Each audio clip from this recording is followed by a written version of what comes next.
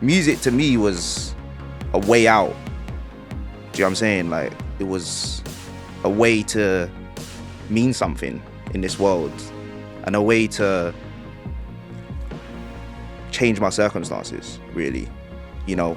So what were those circumstances? So, hey everyone, it's Jake here with just a big thank you to all of our new subscribers here on YouTube. And we've had some amazing comments as well. We had a really nice quote from Reese, who left a comment under the Ryan Mason upload recently. He said, "You never truly know what people have been through in their lives. What an amazing guy." And Dell says, "An inspirational, soulful, humble human." And that's the point of high performance. We are giving you the truth behind the headlines so you can really get to know people. Hit subscribe, please, right now, because the more subscribers, the bigger the channel, the bigger the names. Thanks for being with us. pleasure, man. What in your mind represents high performance? You're going to ask me this first out. Yes. I was getting ready for it at the end. All right. High performance to me is now in 2023, because it kind of changes, because I don't think I'm finished figuring things out, but giving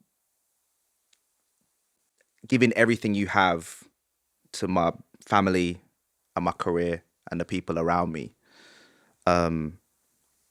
even when you don't feel like you have anything left, just keep going.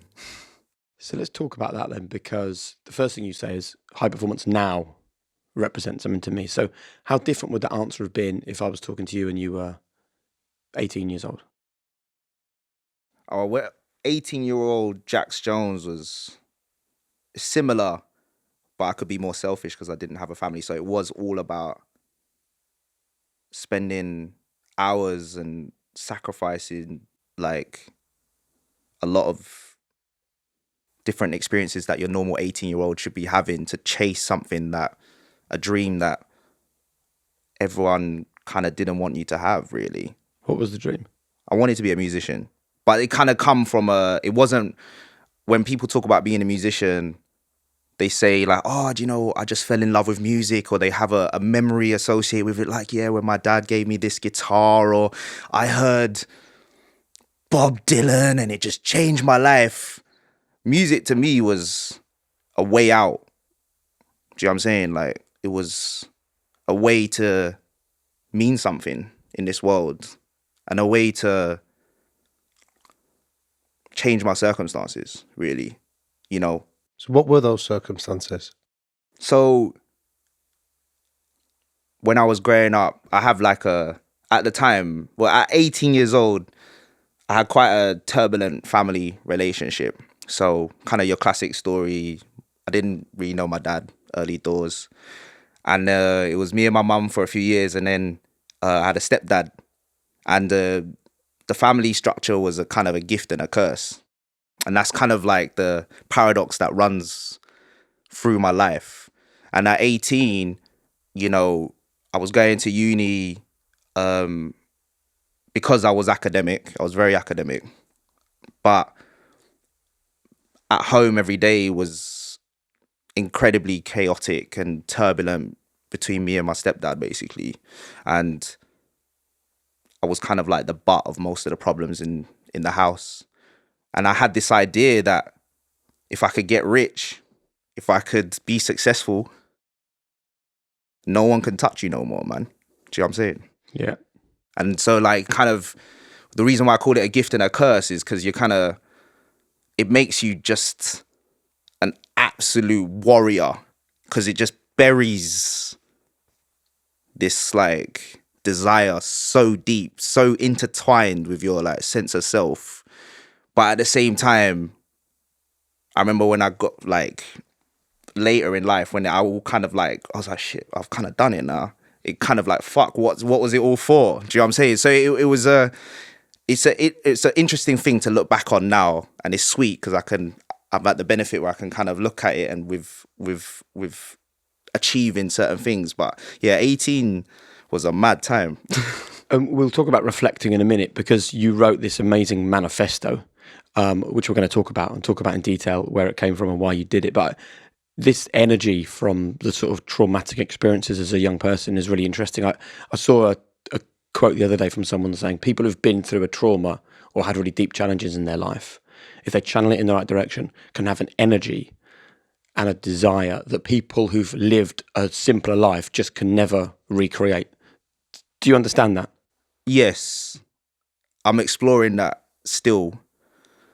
I've personally believed that, and I've anecdotally in most of the successful, like highly charged, I guess high performing people, it's not just like, it's people that you just like, where did they get all this energy from? Why are they so good? Do you know what I'm saying? Why is it they deliver it? Usually there's some sort of stress or trauma that's occurred that's caused them to be like that, and it becomes the driving force for everything. And so I wholeheartedly agree with that, man. And Well, that's a really interesting point, though, Tim, because like we often talk about that energy either comes from moving away from something that might be traumatic or harrowing, like you've described, or it's moving towards something that you're really passionate about. And it seems like you met somewhere in that sweet spot of wanting to escape from your circumstances, but you also discovered an identity that you wanted to move towards. I think that's linked to like, I've been thinking about the idea of, it's the kind of like the things that are around at the time. And it's kind of why I'm doing this, like kind of nostalgic tinged music that I'm doing now. Because it's like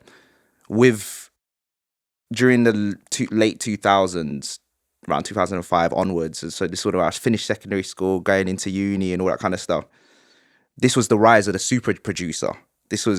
I used to be reading The Source magazine, XXL, and these were hip hop import like magazines. And hip hop for me was like my dad.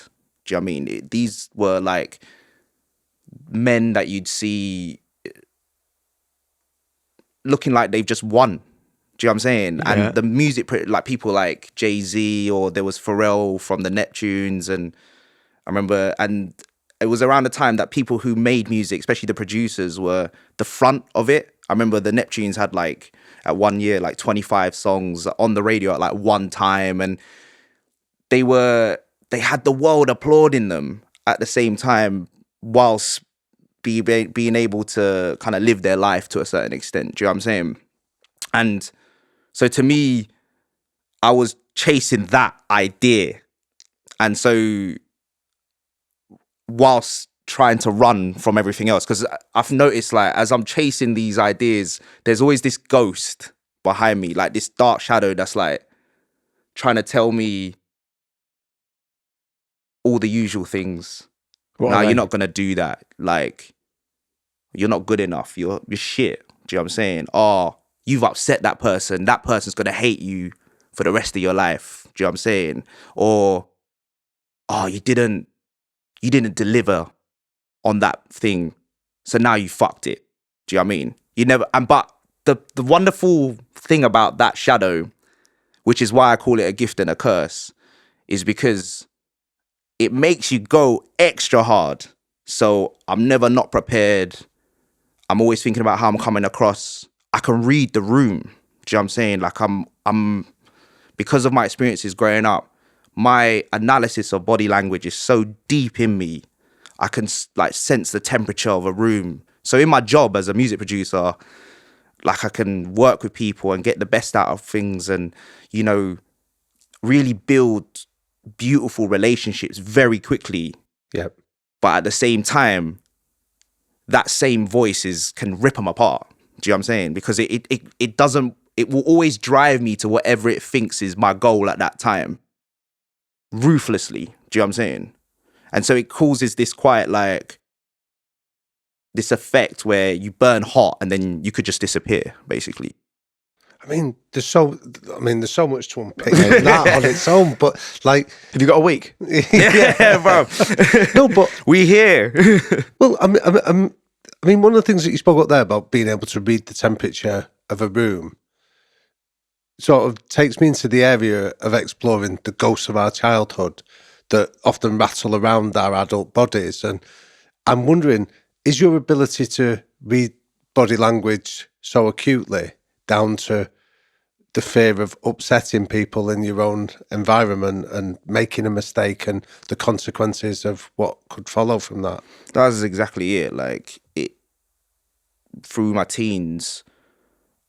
So we had my stepdad is Nigerian and my mum's Chinese, and then I'm Turkish and Chinese, and I had a younger brother who's Nigerian and Chinese. So it's a mixed household.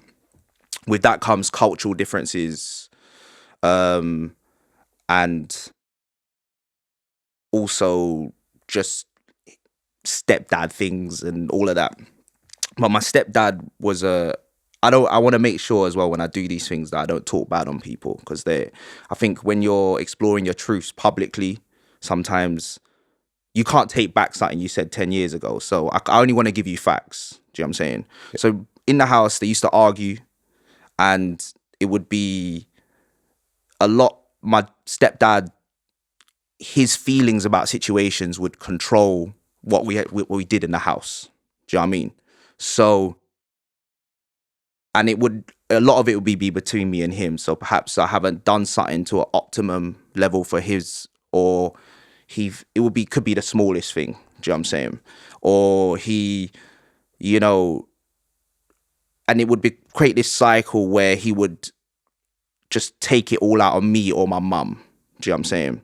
And so there would become this idea where, all right, my mum would say to me, I need you to go and apologize, or I need you to go and make this right so that we can continue to be a family. Do you know what I'm saying?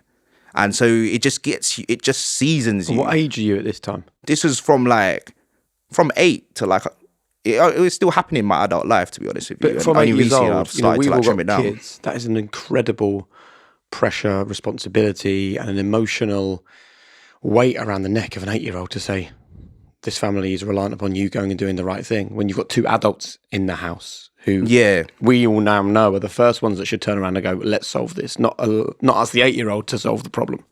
Yeah, I hear that. And I've got a daughter now, and I'm always checking the way I approach things, because it can creep out. But yeah, you don't want a child, and I'm doing my work with the Prince and Princess of Wales about shaping us with these young minds. And I understand the psychology of a child where they, even up to 21, you ain't got the cognitive ability to deal with certain things. You're still impulsive. You're still working out the world. You're not an adult yet, So yeah, 8 years old, it was a lot of stress. Do you know what I mean? And one of my earliest memories was being in the therapy when I had to draw a picture or something in King's College and talk about how I feel and all that. How did you end up in therapy? Was that my mum took me there? Your mum took you? Yeah. See, that's the thing. It was my mum was what you'd call a tiger mum. Do you know what I mean? So she has her own story. Do you know what I mean? She come here, and she came when she was 18, and she's from a really nice middle class background in Malaysia. But she came here and just didn't go back to Malaysia really. And she met my dad, and then, and we got to where we were. So for her, the idea she said to me was, you need to be successful. Do you know what I mean? You need to give everything. This is a common thing. Whatever you do, you smash it. You be the best in that room. Do you know what I'm saying? You work harder than everyone else. You are smarter than everyone else. But the gift and the curse is then you got this idea where, well, if I'm not, then I'm fucked. Yeah. And so I'm shit. Do you know what I'm saying? Well, so even there's no middle ground for me. Do you know what I'm saying? Well, even that comment you said about if we're going to function as a family depends on you doing it. It's quite a dramatic. It's an all or nothing comment, isn't it? It's not that it might be uncomfortable for a few days. It's this family can't exist unless you do There's that. no middle of the road conversations happening here, is it? There's either horrendous, you're awful, or Tim, you're amazing. What are you going to do with it?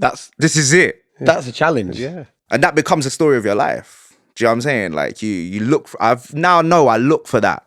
Would you be sitting here if it wasn't for those messages at that age? Nah. Which takes us on to this manifesto, right? Because I feel that this document that you created is all about this upbringing that is the energy now that drives Jax Jones. Yeah. We've got it. Would you mind, for the people who are listening to this podcast thinking, this manifesto, what is this? Would you mind just first of all sharing how it came about? Yeah. So it's 2020. Lockdown hit. And I remember literally I was performing at Brixton Academy. We'd sold it out. And I remember I made this valiant fist towards COVID. I said, well, it's not. I thought I was Liam Gallagher or something. It's not going to take us down. It was a bit of a joke, really. And then the world stopped. And then it took 3 weeks off. And then we had my first daughter on the way. And I started to think about being a father and how to approach that. So I thought, I'm going to just... And then I've forgotten the big thing as well. I was just mad depressed. Did Brixton Academy. I, by that time, sold like, I don't know, 35 million records or something. But I just like felt so uninspired and I didn't like music anymore. And I didn't know why I was doing it anymore. And then I was up in Grimsby, which is where my wife's family's from. And it's super quiet there. So I just started doing some therapy, just trying to figure it out. And also trying to unpack things so that I could be the best that I could be. So when you say therapy, what type of intervention? So it started off as like some sort of training. So it was like finding your values, this kind of thing. But then I realized, I felt like it was a bit surface level. Like I just felt like I was given tropes that you could just find in a book or whatever. So then I started with a therapist, shout out to Adam. And he's from a band. So he understood some of the idiosyncrasies of the music industry. And it was weekly sessions, chat. And we still explore just my upbringing, my approach. And I remember I said to him, bruv, why don't I like music anymore? He's like, I'm not a coach. Because at first I tried to link it into perform better. Answers, didn't you? Yeah. And you realise when you go to therapy, this person's not going to give me answers. No. I have to find this stuff out for myself. Well, what I see therapy is now, it ain't nothing to do with the answers. That's what I was saying to you when we first spoke, is like, this is what I think today. It's more about the physical experience of being in an environment where someone is safe and you can discuss things and there's no bias there and it's just a reflection. So you can kind of, that biological shift, it kind of like, it's like updating my parts to be like, oh, well, I've had an experience where I can communicate this and I'm not going to get my head chopped off. Okay, maybe it is safe. And then, that constant, weekly regroup on it allows you to experience life with that counterpoint. And it's sick, man. Like, now I like music again, man. I'm banging out the songs again, man. I'm enjoying it. So it kind of led me to that manifesto through doing the therapy, basically. So look, we could read it out, but it wouldn't be in our voice. Would you be happy to read it out for the people listening to this so they can understand? Let's go. Yeah, it's on the tablet there. If you wouldn't mind, just read this in a while. Sorry, microphone.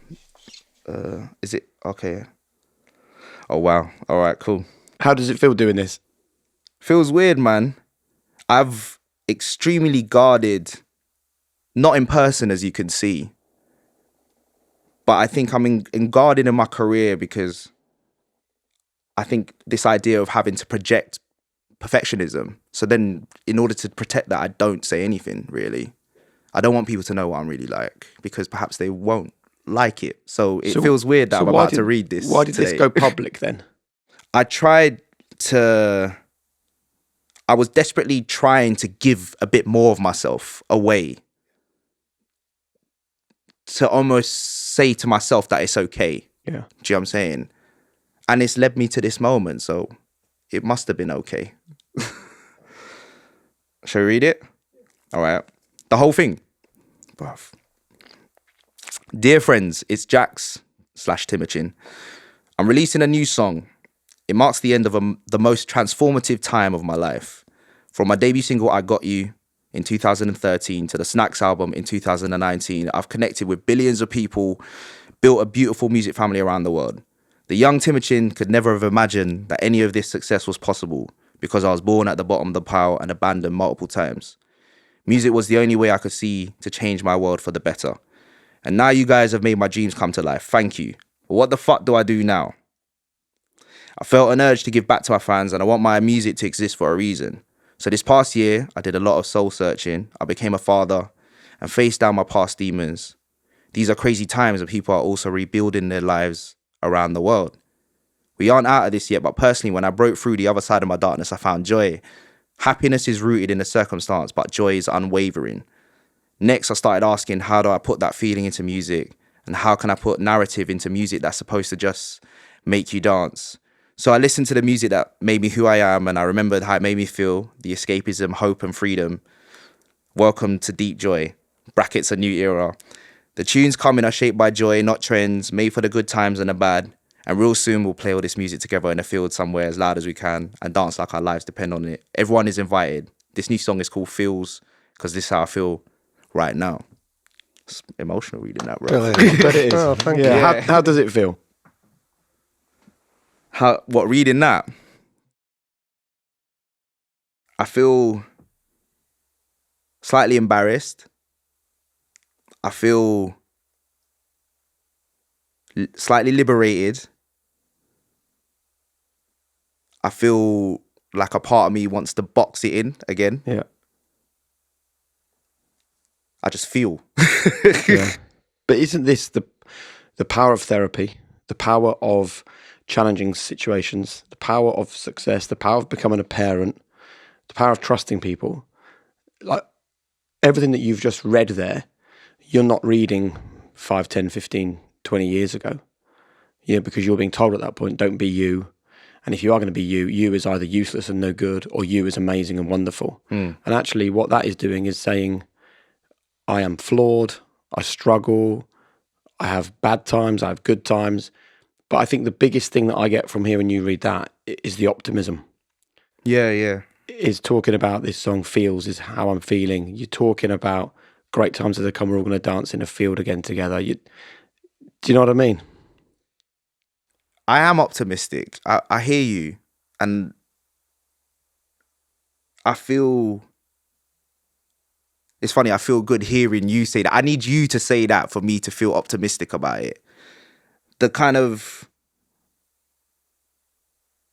Because I've been asking I think the question I was asking myself is, was I doing music for me? Or was I doing music for my mum or my dad or this idea? Do you know what I'm saying? Yeah. And I think when I wrote that letter, I realized that I do love making people happy with music. And I love the idea of a blank page, you know, and you can craft something from nothing, and it goes on to be someone's favorite song, or a memory that they have, or a defining moment in their life. That is incredible as a feeling. So like I come back to that, and that is what ultimately what drives me now.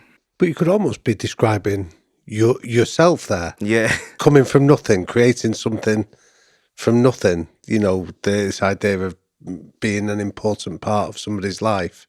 You're describing in many it's ways. all a paradox, isn't it? But it's fascinating. I mean, there's so much to unpack on that manifesto that I'm interested for people listening to this on, well, how can I get to a place where I would feel able like to that. be vulnerable, or to make myself so candid in it? And I'm interested in that phrase that you said about I was abandoned multiple times, because I think one of the biggest predictors in this day and age of mental health issues is feeling isolated. And when you're writing that, you're going through a period of isolation that COVID enforced on us. But your abandonment, whether it's from your family, whether it's from the communities that you sought to grow up in, tell us a little bit around what you've learned about abandonment and how we can overcome it.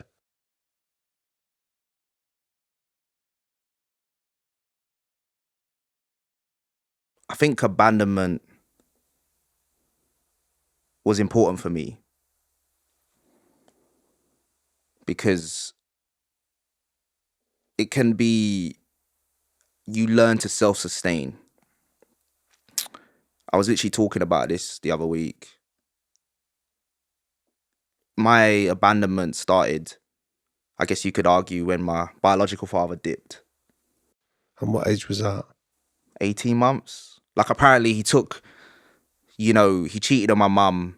They were together 10 years, and then I was born, then he left, like within a couple of years. And apparently he took all like the presents that I got as a kid, the jewelry, you get a lot of jewelry, and then he sold it and got that as his ticket to go back to Turkey. And I remember like just hearing them stories, like now it's like, wow, what happened there? And then we went to Malaysia. We came because we were homeless, basically. Stayed with my grandparents there, and then a new guy comes into my life, and I remember, that feeling of it. And I remember when my mum changed her surname and just all of that, you just felt very isolated. Do you know what I'm saying? And you're having to navigate that. And then even into my adult life, like that narrative follows you. Like when I finished uni, I got back and it was just so bad at home that I just had to leave. And we had a family friend that had a converted garage that they'd made into like a studio. And luckily it was a family friend. I didn't have to do any credit checks or anything. I had like minus £2,000 in my like student overdraft. Luckily no interest. Big up Halifax. And I had my student loan and all that, and I just went and lived there. I remember the rent was £500 and I managed to negotiate to £495. Fucking £5 off. And then I was just in this garage, like on my own.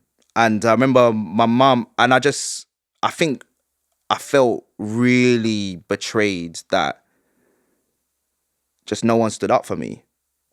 Like I was just on my own, I remember that actually the reason why I had to leave was it was around music. When I came home, my stepdad just wouldn't let me come back later than 10 o'clock. So I couldn't work in the music industry within that. And then my brother was acting up, and then there was a horrific argument. And then I remember I got involved to help like protect my little brother, and it just got so bad that my mum said I scurried away, and I don't have a house key. I never came back.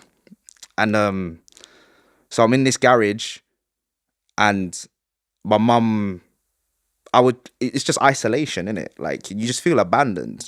I didn't realize it at the time that garage, I was healing myself at the same time. Do you know what I'm saying? Well, tell us about that.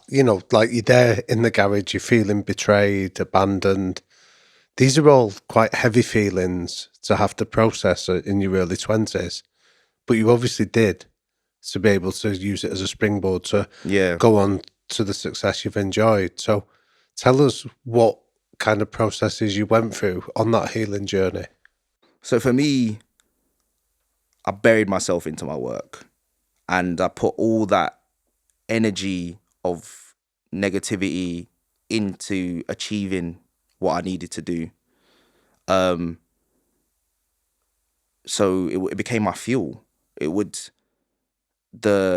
tried not to think too much about it, really. I just would use every waking minute to try and have this idea that I was chasing to make it manifest itself. Whether that was these are the practical aspects, whether it was going out to meet people or practicing my instruments, practicing my craft, that 10,000 hours, I did it leading up and then accelerated it in that point. I never said no to anything. Any opportunity was an opportunity for me to go another step. There was no ego in that, really. I didn't have any feelings of, oh, that's not me, or there was just no choice. So I was playing in churches, trying to, make money to pay for the next day's food. Do you know what I'm saying? I was, and then I was sessioning at the time, and I ran into an A&R that was looking after N-Dubs. He was their manager at the time, and N-Dubs became my first job. And I started playing guitar for them, and then I became the youngest music director in the country for them. I remember I remember their first tour. I had neurovirus. I was vomiting, but I was programmed. I didn't know what I was doing, and we made it happen. I was vomiting up the motorway to get to the gig, and we played this show. And I went and vomited straight afterwards. You just kept going, and I lifted myself out of my overdraft to 40 grand that year. Do you know what I mean? Amazing. So I'd used it for fuel. You know what I mean? And what I'm good at when it comes to these feelings is I just bury it, and I can be very cold. I can be very aloof because I'm not sure if you're going to abandon me. So those remnants are still there. But there is power in being comfortable with isolation and perhaps feeling like you can only depend on yourself. Yeah. And I guess, so yeah, my advice to someone who has been abandoned is, if you can use it positively, you kind of have a special power, because you're you don't look for anyone to help you. You're just going to do it. Do you know what I mean? And because life or death at that point, really. This phrase, you just got to do it, right? Let's talk about what just doing it looks like from your perspective, because I think one thing that maybe we're guilty of on this podcast is not talking often enough about hard work, real, genuine hard work. I think sometimes there's a fear that it's an unhealthy thing to discuss, to push people and drive people in this way. But we have to talk about it, right? So you've been abandoned to the point where you're living in a garage, but you've decided to still follow your dreams, which is incredible. And there'll be so many people listening to this who either are at that stage now, and this will help them hugely, or people who perhaps allowed their dreams to fade at that point, and maybe this is the conversation that hopefully reignites the dreams for them, because it's never too late, right? So you've gone through all of this, then you start to get these little bits of success. Yeah. It feels to me like there's no resting on laurels. There's no, oh, I've made it. It's almost the opposite. It's like, now I'm going to show you. Now all of those doubters, now all of those haters, now all of that criticism, now all of that pain, now you are going to see what I'm capable of. Let's go to that point in your life. I mean, when you talk about doubters and haters, I literally have nightmares about some of those people sometimes. I'll wake up. Even now? Yeah, now. Mate, you've sold tens of millions of records.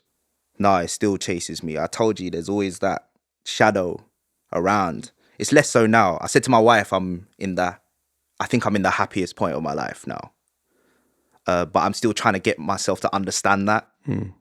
But yeah, I'll have a nightmare that, my stepdad's screaming at me. Do you know what I'm saying? Or, the amount of people that have said to me, I think I started Jax Jones when I was 25, 26. The amount of people that said oh, you'll never be able to finish a record. You'll never, I was in a band signed to, after sessioning, I joined a band, and I remember the A&R said to the producers, just keep Jax Jones. Tim's out of the studio. He doesn't know what he's doing. And you carry all of that. And I remember, just for me, when I think about hard work, there is an element of sacrifice. That's the bit that I guess people, when I see things now, like little headlines you be who you are, who you want to be, and this, or people talk about entrepreneurism now and all that. And there's immense sacrifice with this. And for me, I didn't have any social life. I still don't now. It was the first thing to go, because I would spend hours doing what I think I need to be doing to prepare myself. Yeah. It can be very lonely, because you're in a situation where other people perhaps don't have the same dream as you, or, you know, they think you're being too ambitious. I remember I used to get told like, oh, you know, you're really arrogant about it because you're trying to do something that seems inconceivable. And like, it's the willingness to do it that keeps you performing again and again and again. And sometimes I get tired, do you know what I mean? You know, you're like, I want to stop, but it feels, I still have that energy. So the success doesn't take away the energy of wanting to prove people wrong, wanting to get that success that fire that was lit in you as a young kid. The success doesn't take that away, but it also sounds like the success doesn't make you happier. I mean, no, I don't. There are people listening to this, wannabe musicians, wannabe actors, entrepreneurs, whatever, thinking, how can that guy, I mean, like, you put a Jax Jones song on, right? Every single person in this room would know it. They would be able to dance to it, sing to it. My kids, like when I said you were coming on the podcast, my little dancer daughter, I had your do. That's probably cost us money. But so the point is, like, people listening to this think that is where the joy is. That's where the happiness is. That's where you finally go, did it. How the hell did you get to 2020 and not have any joy? There were moments of happiness, guys. Yeah. I remember that song that I talk about here, I Got You. It was my favorite times in my career is now, actually, but also that 2013 moment, and ironically that time in the garage. Because so 2013, I was signed to Atlantic Records and then we'd been dropped.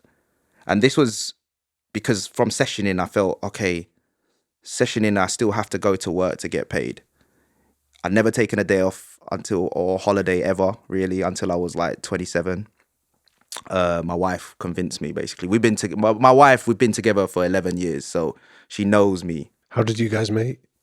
So we met, I was in my band and we went to, she thought I looked like Bruno Mars, and our friend introduced us. We had a mutual friend, and like she called me a dickhead when she first met me because I had a nose piercing I was doing all the shit that people in bands do, like get tattoos because they're bored and get piercings and all that shit. The cliches I was still figuring myself out, do you know what I mean?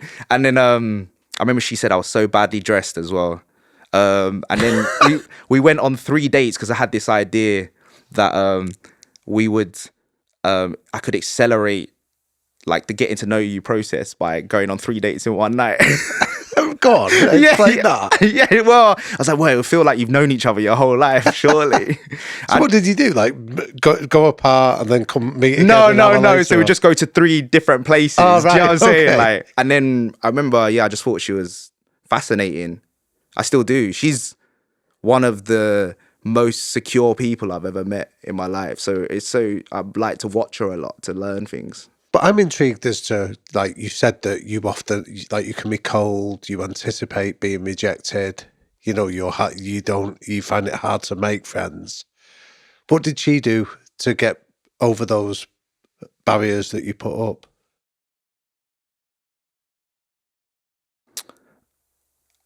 I think she allowed me to be, I think. And my wife is very patient, but also very confident in herself. She was unwavering. So I can push against her and she sees it all, do you know what I'm saying? But then is able to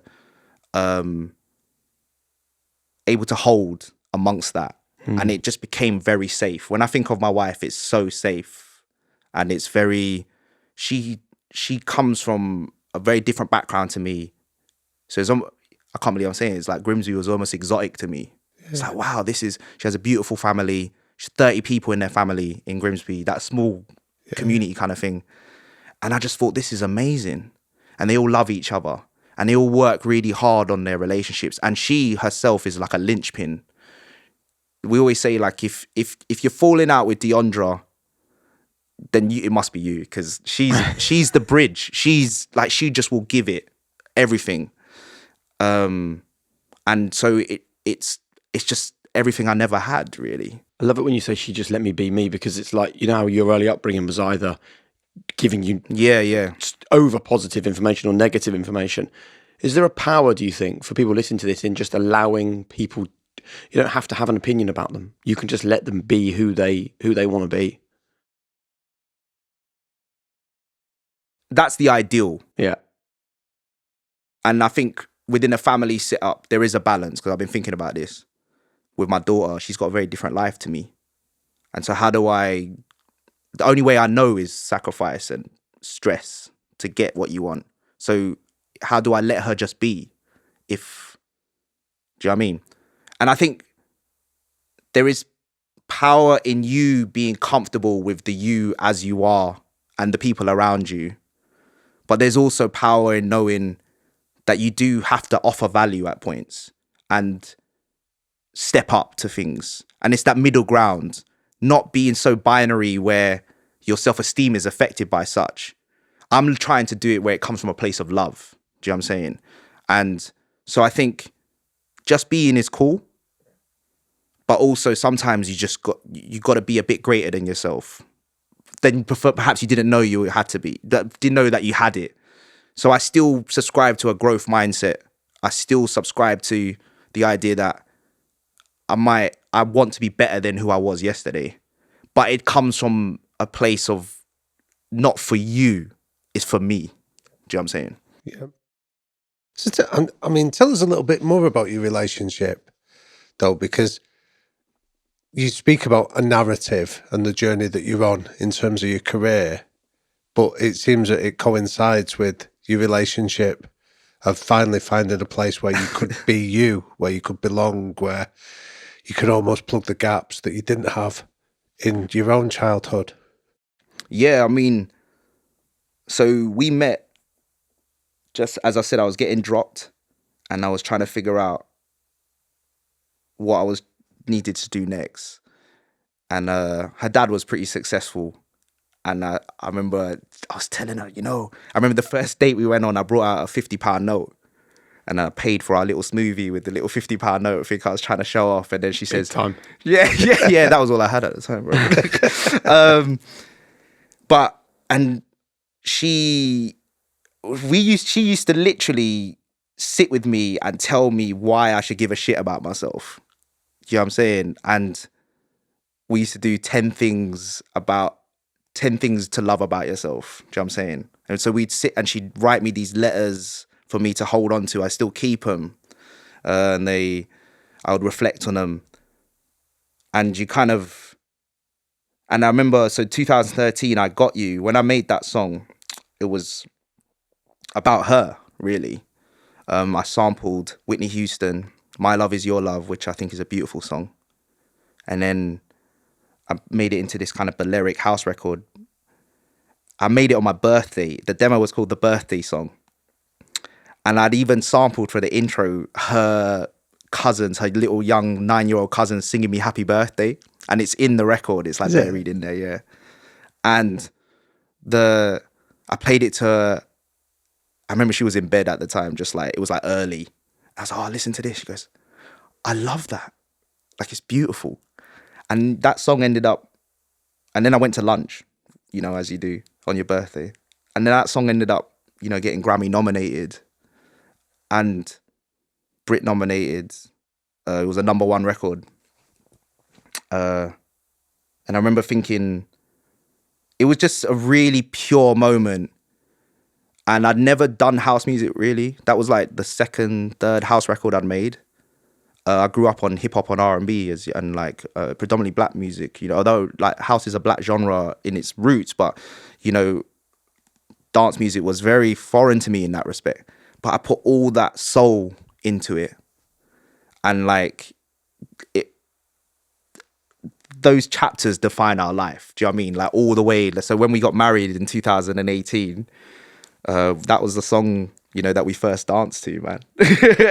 So nice. There's a line in the manifesto where you said that the tunes coming now are shaped by joy, not trends. So I wonder whether you're now making music with more freedom than you've ever made it before, and what that does for you. Oh, mate. I am making music with more freedom. And there is a physical representation of it, because when I'm in the studio with people that have known me for years, they all say to me, you just seem happier, bruv. You just seem lighter. I said, I am. I'm just doing me now. You know, I'm the most inspired I've ever been. And that's because I started to search to take back the records and that time of my life in my teens. I'm reclaiming it for myself. And there's ways you could do it. Like some artists interpret that as, you know, I'm going to talk about mental health in my songs. Yeah. Talk about my journey. But I'm a dance music producer and I'm not singing yet, perhaps. But like, you know, so there's only, how can I put narrative into this? And so for me, it's using that Andy Warhol approach of mashing pop culture. So taking those songs that were familiar to me as a 16-year-old, 18-year-old, those times of our lives, they're so important to us. You meet people when they're 30, they ain't listened to a record that's past that time of their life. So taking all those sounds, the fashion, and mashing them together and making it my own today in 2023. And it's allowing me to relive those experiences positively. And it's been so liberating. All those times, because I used to use that music to give me fuel. Do you know what I'm saying? Like, I remember, you know, when it would get heavy at home, I'd just go out on my bike and I would have my little Walkman. I battered those Walkmans, like, and just listen to the music again and again and again, to the point I gave myself tetanus, to be fair. But like it was therapy for me. You know what I'm saying? So to be able to go and revisit those sounds, like whether it's the Euro dance vibes or the R&B hip hop aesthetic, and putting it into my music now, it feels great. Go on. Well, you used a phrase that the feedback that you've had in the studio from people that know you is a lightness, which to me doesn't seem like an accident, because you've also spoken about the shadow. So casting light on the shadow is almost a metaphor for what you've described when you look back over what might have been a traumatic childhood through one lens. You're now able to cast it in a more positive light, shine the light on the benefits that you got from it. How have you done that? And how can our listeners that maybe are struggling with being able to carry that weight or to live with that shadow, how could they do it? All right. I want to frame how I say this by saying that it works for me. Yeah. And I think being careful advice, because my personality is different from yours. But if there's some energy you can take from this, take it. For me, it was about making decisions that I knew perhaps that were difficult, but that would allow me to get better than what I had before. So even if I didn't want to do it. So, and that sometimes is hard. So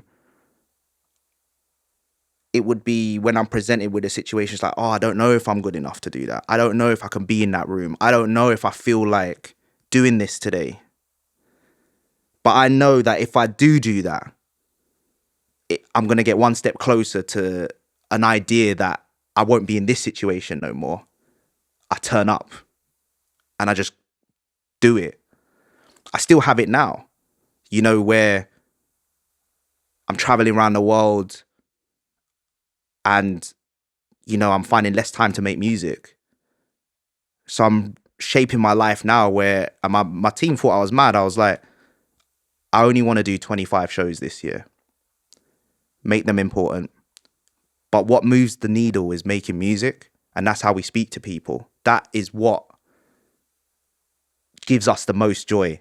So I follow that joy. And I make the critical decisions to allow me to be in that joy as much as possible. The other side is, so you have to design your life. And that is tricky, because there are going to be people that say, you can't do that. You can't You know, what about us?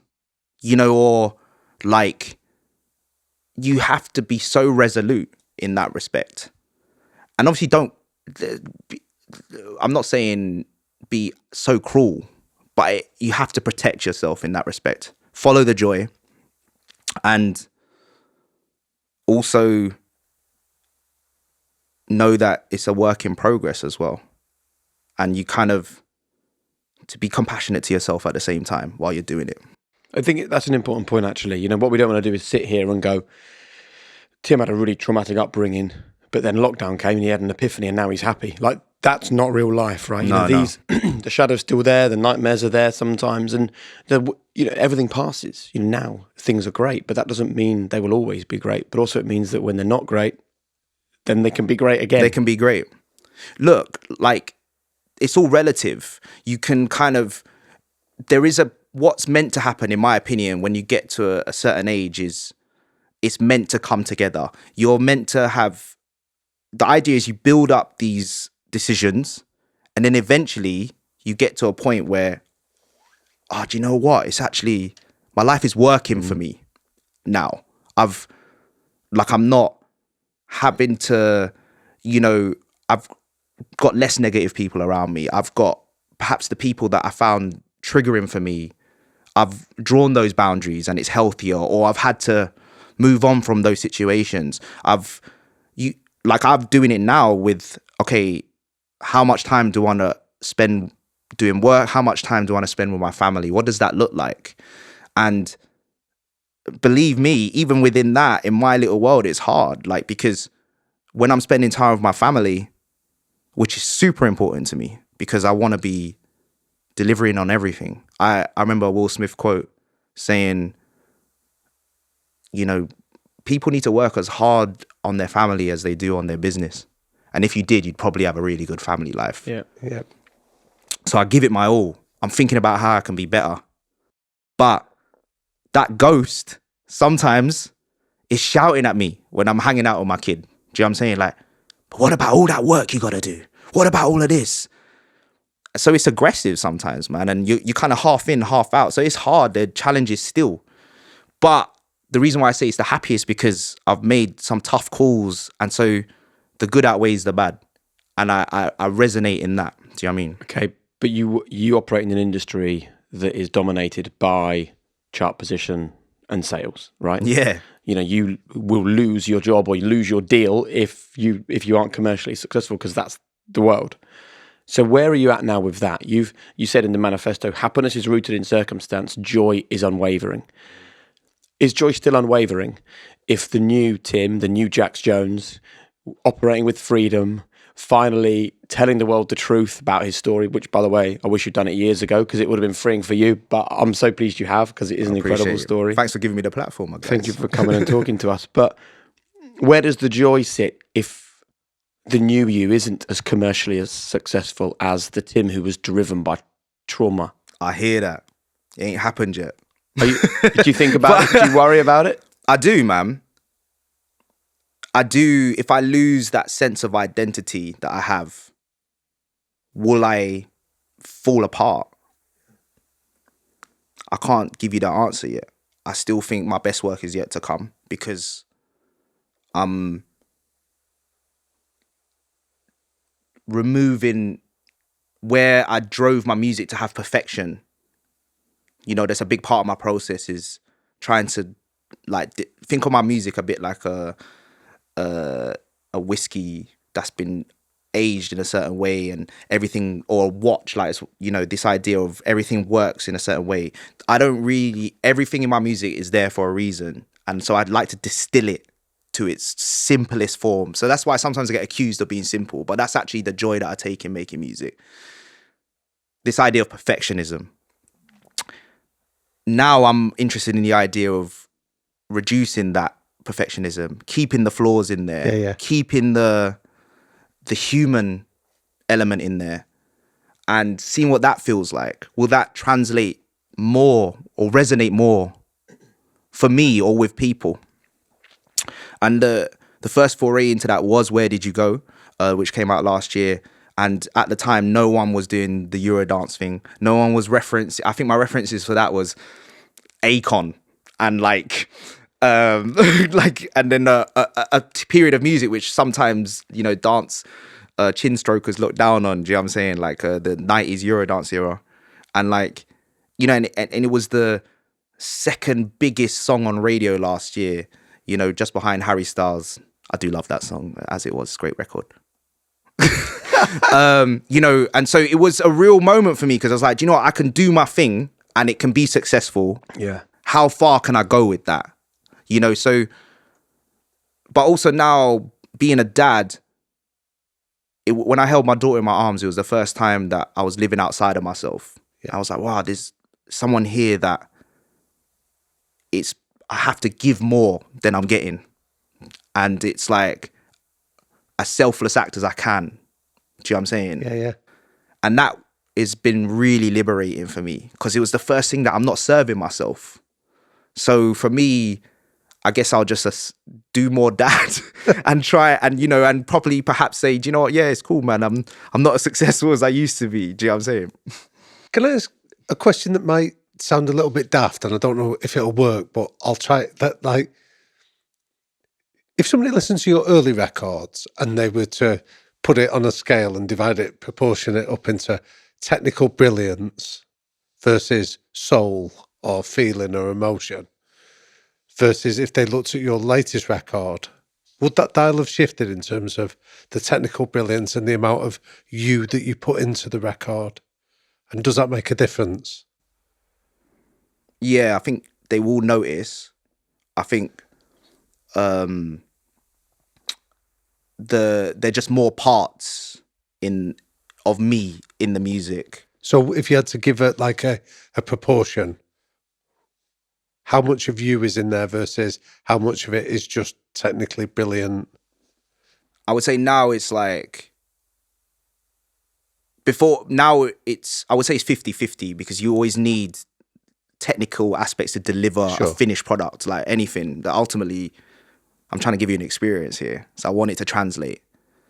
But that, I always say, like, the most exciting point is when you're in that studio and you know you've got something great and then it kind of goes downhill from there. But now these are, like, as I've said in the manifesto, it's not observing trends. It's not the trends aren't influencing me at the beginning. It's pure expression and trying to capture that.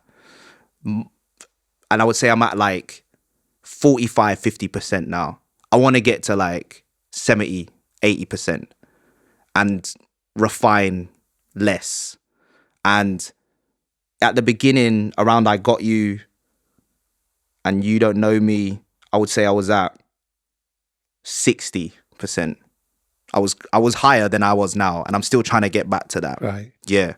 But like you're kind of, that's why I feel like it's kind of my best work is yet to come. It's brilliant. We're going to move on to quick fire questions in a moment. Let's go. But before we do, when you are making music, I'm so interested in the instinct that comes with that, but not just your instinct, the people in the room around you. How do you choose who gets to sit in a room with you and pass judgment over an unfinished Jax Jones tune? That's such an interesting question. I like that. I have actually some firm rules about because you have to be careful. I don't play anyone anything. Is that right? Mm. And if I do, it's the same people. I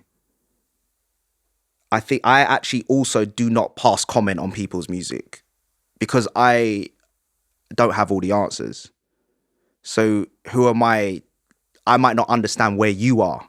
That's very Johnny Wilkinson-esque.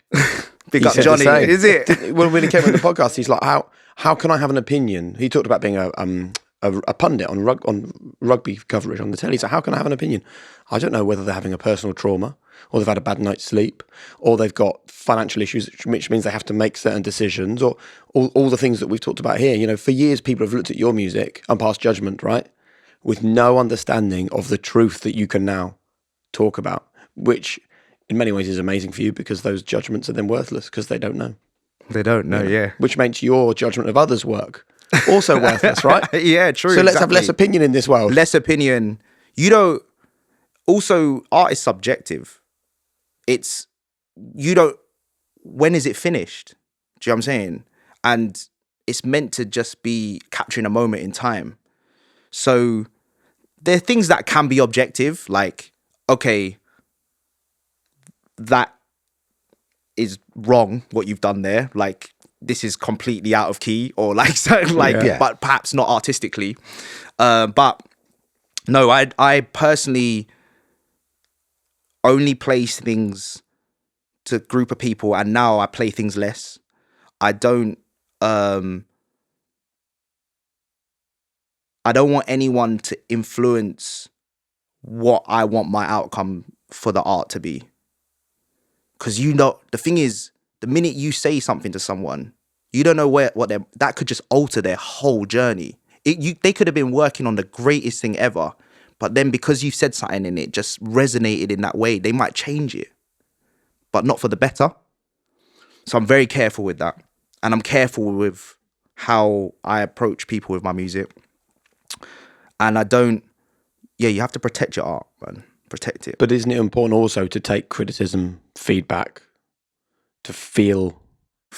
Like, that's where you can grow, right? You know? You got to be uncomfortable. You got to be comfortable with being uncomfortable. Absolutely. I think, it's that funny, feedback can be interesting. Not when you, in my world, I like, if I do play something and to someone and it's finished, I consider it finished or close to finishing. Like at that point where, where we're fighting for 2%, we're talking about margins here. I like to say it's like a couple more 100 something streams or whatever. Do you know what I'm saying? But I like to share it with people that don't have anything to do with the music industry and just live a normal life. And sometimes they'll go, what do you want me to say? Just listen to it. And I read your body language. I just like watching your face and watching how it makes you feel. And I can tell if you're being genuine, and I like to play it to those kind of people. And then I know if I got one. That's great. So what's been the experience when you know that you've got one then? Oh, it's the greatest feeling in the world. Because you just feel like you've got this 3-4 minutes that's just gonna become the thing everyone's listened to that year. Oh, how impatient are you then, though? You want it to be released like, like when we do a conversation like this and someone goes, oh, we'll release that one. And I'm like, oh my goodness. Let's go. Yeah. Now, like. But it's, again, I want to just hark back to how I've designed my life. Like I used to attempt to write for other people. And now I found it too hard because it's in their hands. When they might think it's the greatest thing ever, but as you say, big up Johnny, they might not feel that way because they're not in that place. They might not hear what you hear. They might not feel the same way. So I do Jax Jones because I can put it out when I want to go, and nice. I just make it and it comes out. So I'm so excited. Do you know what I mean? But somebody that's brilliant at reading body language, partly through necessity and now through professional expertise, what do you see somebody's body language do when you know that you've got a hit? Oh, it happens in the first 30 seconds, right? So in pop music, you try to get to the chorus as quickly as possible. And once the chorus lands, they open up their mouth slightly and they smile and go, I love that. And they kind of hover above the music a little bit. Like it's kind of like, and it just looks like a very positive, and their eyes crinkle a little bit, and it's just like the biggest smile, and you can tell they're just so happy to have heard that piece of music. Wow. And it happens very quickly. And then what I look for is if it happens again when the chorus comes back round, and you can watch where if a song hits a lull, like the energy drops slightly. But if it feels So then Like you you've then captured- alter it. Yeah, and you think, yeah. right, Or how can I make that more memorable? Or do I need to take that bit out? Interesting. Do you know what I mean? And then to get back to the good bit, basically. Love it. Yeah. Right, quick fire questions. Are you ready for them? Let's go. What are your 3 non-negotiables that you and the people around you need to buy into? Oh, you threw me with the people around me. Okay, all right, cool. I'm always developing myself. Yep. So growth mindset. Growth mindset. Do what you say you're gonna do. I hate it when people just are flaky, bruv, because it sends my I'm up the wall. My back's up when that happens. And look after your body, Good. because then that fuels everything else. What's your greatest strength and your biggest weakness? My greatest strength is my unlimited energy to chase my goal. And that's also my greatest weakness. Where were you? Where are you today? And where are you going? I'm here chilling with you boys. It's been lovely.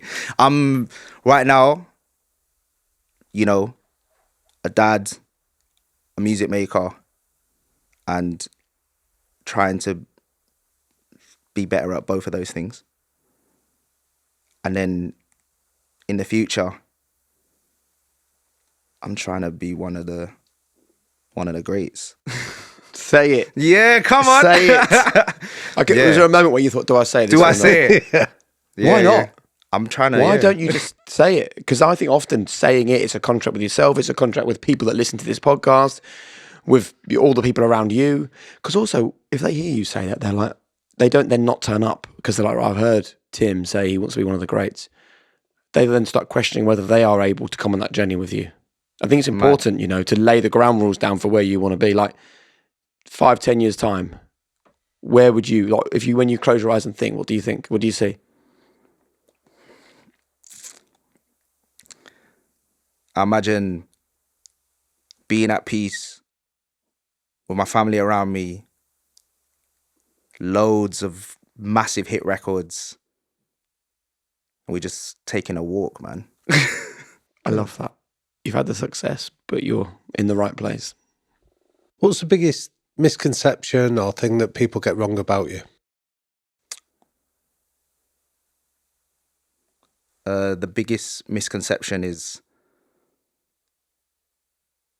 I've got everything under control. Or, yeah. What's your final message to people listening to this about chasing their own version of high performance? For someone who has had such incredible success, for someone who has such optimism about the fact that the best days are yet to come, but also has been standing alongside those people who come to this podcast because they're currently in the midst of the struggle that you've been in. What is your final message to people? What would you like to leave ringing in their ears? Do what you need to do to make your life what you want it to be. Doesn't matter what anyone says. Doesn't matter what happened to you. If I can do it, you can. You already have it in you. Just go. I love that. Before we wrap it up, we have a subscription service, right? And they're the people that are really deeply into this whole high performance mindset stuff. We wanted just to talk to you really briefly about what % of what you do is the preparation and what % of what you do is the performance. I would say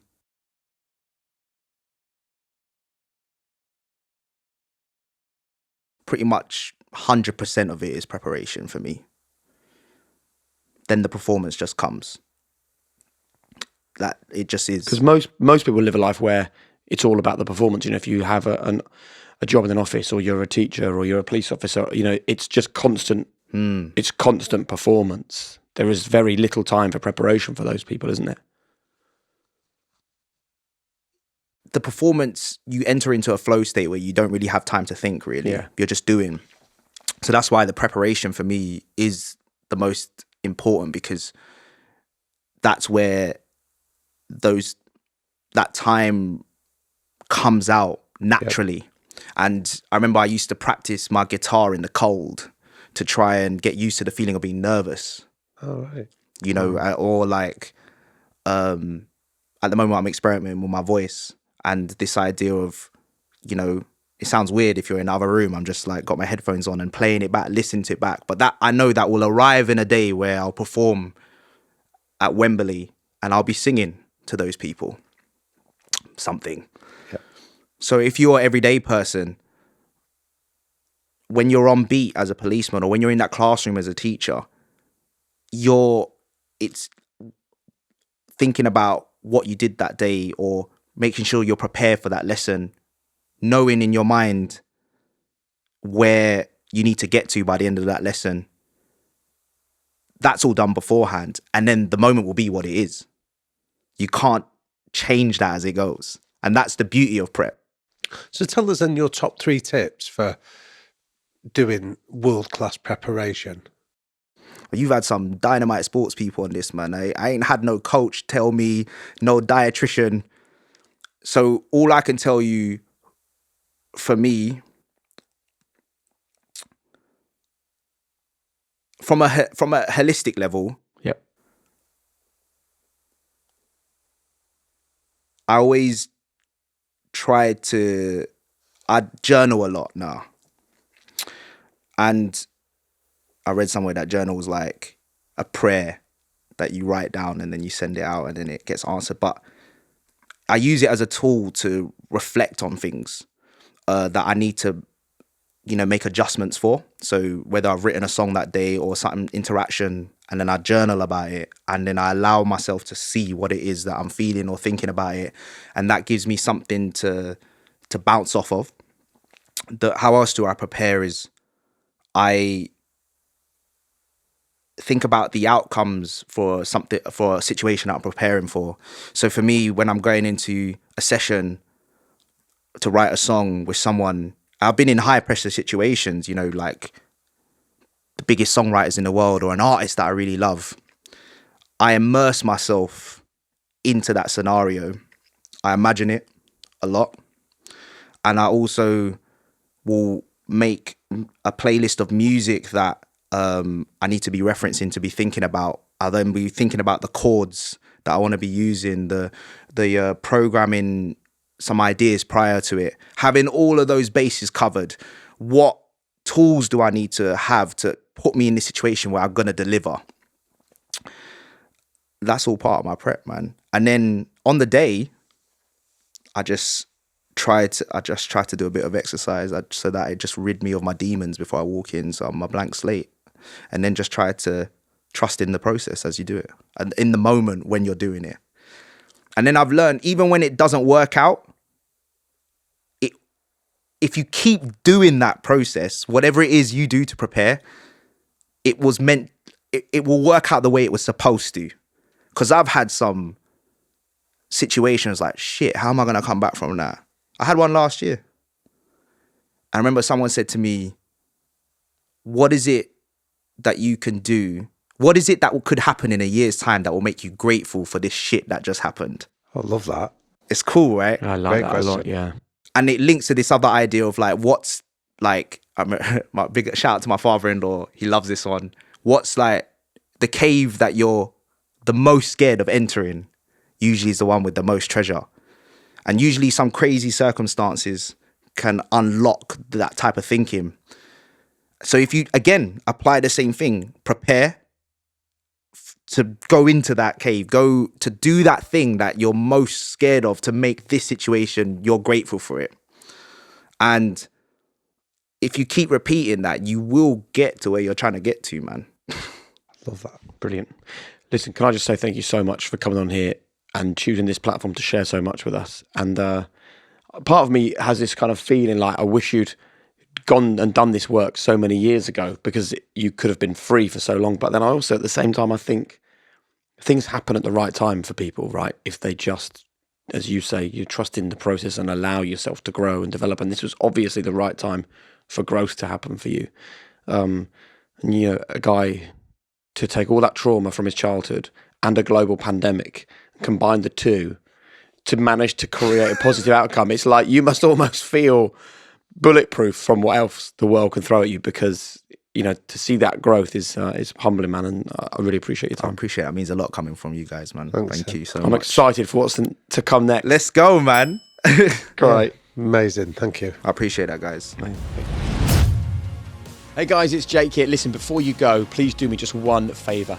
Hit subscribe. It makes such a difference to us. The more subscribers we get, then the bigger the channel becomes. The bigger the channel becomes, the bigger the names we can attract and the more impact we can have for you. So thanks for watching, and please subscribe right now.